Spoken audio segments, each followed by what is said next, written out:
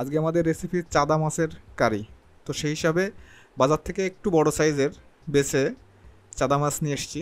তো মা আজকে রান্না করছে আমাদের রেসিপিটা চাদা মাছের। প্রথমে মা মাছগুলোকে নুন এবং হলুদ দিয়ে সুন্দর করে মাখিয়ে নিয়েছে ফ্রাই করার জন্য। আমরা মাছগুলো আগে ফ্রাই করে নেব। এগুলো সামুদ্রিক মাছ, একটু ফ্রাই চলবে। সামুদ্রিক মাছের সুগন্ধটা একটু অন্যরকম, ফ্রাইটাও হবে বেশ ভালো করে। আর আপনাদের সবাইকে বলে রাখি, আমার বন্ধুরা, আমার দাদা দিদিরা যারা আমার ভিডিওগুলো দেখেন, কাইন্ডলি একটু লাইক, কমেন্ট, শেয়ার একটু করে দেবেন প্লিজ। কারণ আমি দেখছি দেখে অনেকেই, কিন্তু লাইক কমেন্ট করছেন না আপনারা।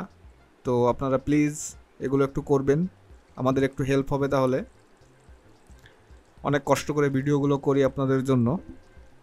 এবার আমাদের তেলটা নেওয়া হয়েছে, এটা গরম হলেই মাছগুলো ফ্রাই হবে এক একটা করে।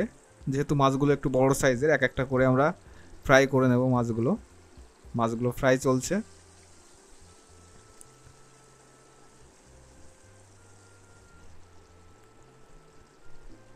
হ্যাঁ, আমাদের মাছ ফ্রাই হয়ে যাবে। মাছগুলো একে একে আমরা ফ্রাই করে নেব। দাদার কাছে অনুরোধ, একটু কমেন্ট করে জানাবেন আমাদের রান্নাটা কেমন হলো, বা এভাবে আপনারা কখনো করেছেন কিনা রান্না। একটু জানালে বেশি ভালো হয়, একটু বেশি ভালো লাগে যে আপনারা আমাদের পাশে আছেন বা শুনছেন, দেখছেন। বাড়িতে অবশ্যই একবার ট্রাই করবেন এভাবে রান্না করার। একটু বেশ চড়া করে ভাজা হয়েছে, ভাজিটা করা হয়েছে মাছগুলো। এবার আমরা শুরু করব আমাদের রান্না। আবার আমরা একটু তেল নিয়ে দেবো কড়াইতে। তেলটা গরম হলে আমাদের রান্নার প্রসেসিংটা শুরু হবে। বাস,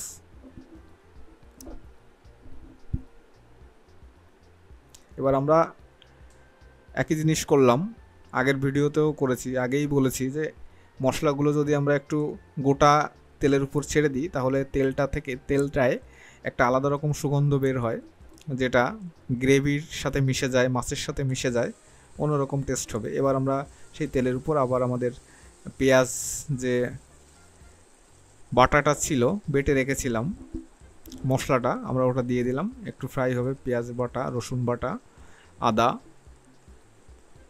বাড়ির একদম মশলা, কোনো বিরিয়ানি বা অন্য কোনো মশলা এখানে আমরা ব্যবহার করি না বা করিনি।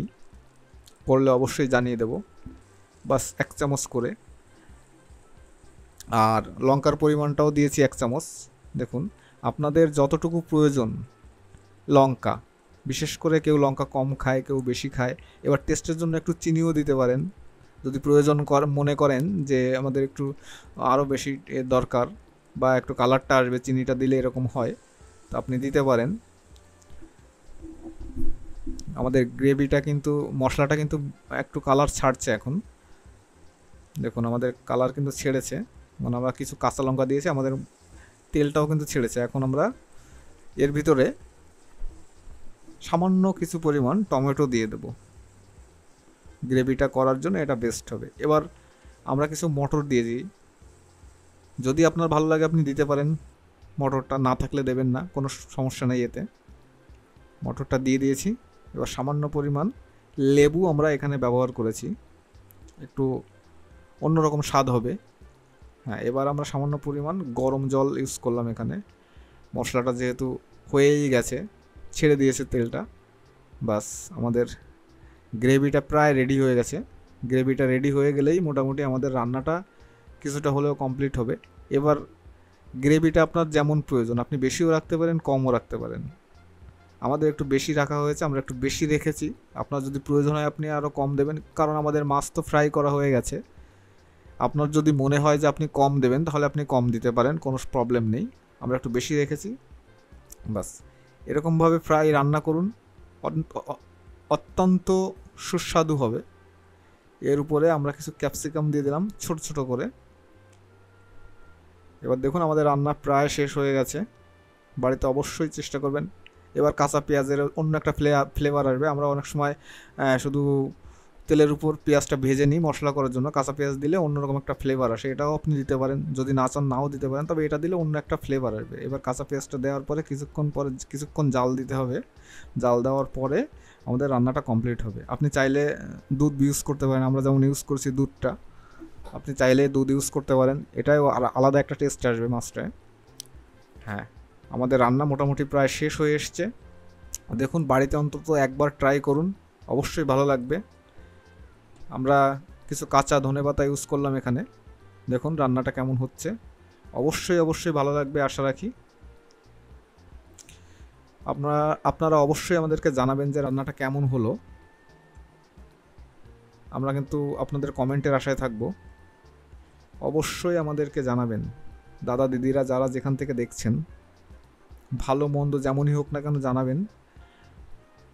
আমাদের রান্না হয়ে গেছে, আমরা মাছগুলো তুলে নিচ্ছি, এরপর গ্রেভিটা তুলে নেব। আপনাদের দেখে নিন মাছগুলো, আমরা গ্রেভিটাও তুলে নিয়েছি। তো আজকের ভিডিও আমাদের এই পর্যন্তই। আশা রাখছি আপনাদের ভালো লেগেছে, ভালো লাগবে। পরবর্তীতে ভিডিওতে দেখার জন্য আমাদের সাথে থাকুন এবং অবশ্যই আমাদের ভিডিওগুলো লাইক, কমেন্ট, সাবস্ক্রাইব, শেয়ার করুন। আপনাদেরকে অসংখ্য ধন্যবাদ জানিয়ে আজকে শেষ করছি।